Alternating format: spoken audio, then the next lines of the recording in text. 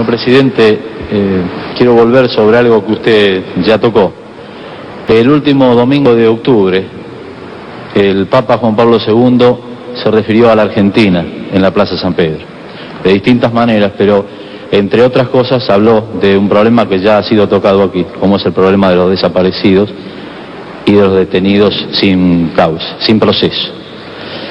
Le quiero preguntar si usted, que muchas veces se ha dirigido al Papa, le ha contestado reservadamente a esas expresiones de Juan Pablo II y si hay algunas medidas en estudio en el gobierno sobre ese problema más allá de la del tiempo a la que usted hizo mención recién.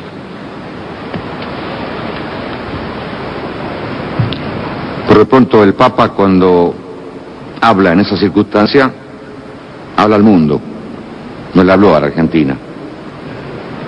Y habla en su condición de pastor. Y habla ejerciendo, más que un derecho, una obligación que tiene, por ser cabeza de una iglesia que hace del amor el eje en el cual gira su creencia, que es justamente el amor al prójimo, fundado en la dignidad del hombre. No tiene otra forma más que decir que hay que preservar la dignidad del hombre. De no haberlo dicho, en esa u otra circunstancia, yo diría que hasta falta su deber de Estado. Y esa advertencia del Papa, en su condición de pastor, de instar a la dignidad del hombre, no está ajena a nuestro sentir. Porque justamente para defender la libertad y la dignidad del hombre, la Argentina tuvo que enfrentar este tremendo problema de una guerra en la que pagó precio de sangre. Una guerra que no quisimos, que no declaramos, que nos fue impuesta. Y la Argentina, repito, los argentinos no tenemos nada que ocultar, ni nada que avergonzarnos en ese sentido, porque justamente eso ocurrió en defensa de los derechos humanos del pueblo argentino, gravemente amenazados por una agresión del terrorismo subversivo que pretendía cambiar nuestro sistema de vida, de un sistema de vida inspirado justamente en una visión cristiana del mundo y del hombre, en la que el hombre pueda arraizarse en plenitud, con libertad y con dignidad. Eso nos quería ser quitado.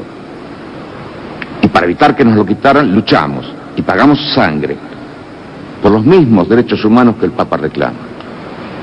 Entonces, primero, no estaba en mí, ni era necesario que yo hiciera ningún tipo de contestación.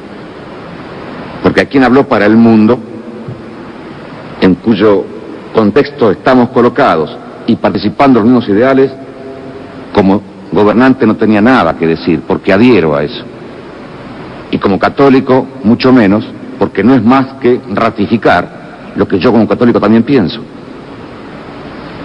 Salvo que hubiera sido una carta ratificatoria y de felicitación, pero no se puede felicitar a quien cumple con su deber. Marcar, a través de la luz del Evangelio, iluminar las acciones de los hombres. Es la función del pastor, y él la cumplía. Creo que quedó una parte final de su pregunta. ¿Qué más se va a hacer? Sí, yo le preguntaba si había algunas otras medidas que pudiera estar estudiando el gobierno, porque el Papa en esa ocasión hizo algunas solicitudes, más allá de la referencia que usted hizo al tiempo como factor para solucionar este grave problema.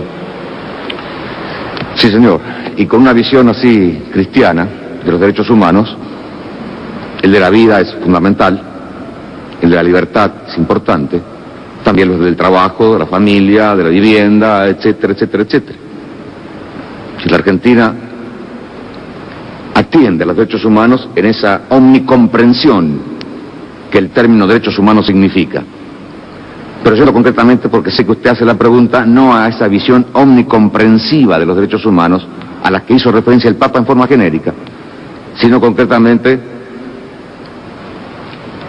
al hombre que está detenido sin proceso, es uno, o al desaparecido, que es otro.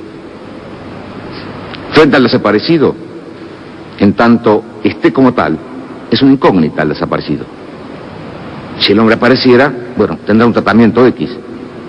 Y si la desaparición se convirtiera en certeza de su fallecimiento, tiene un tratamiento Z.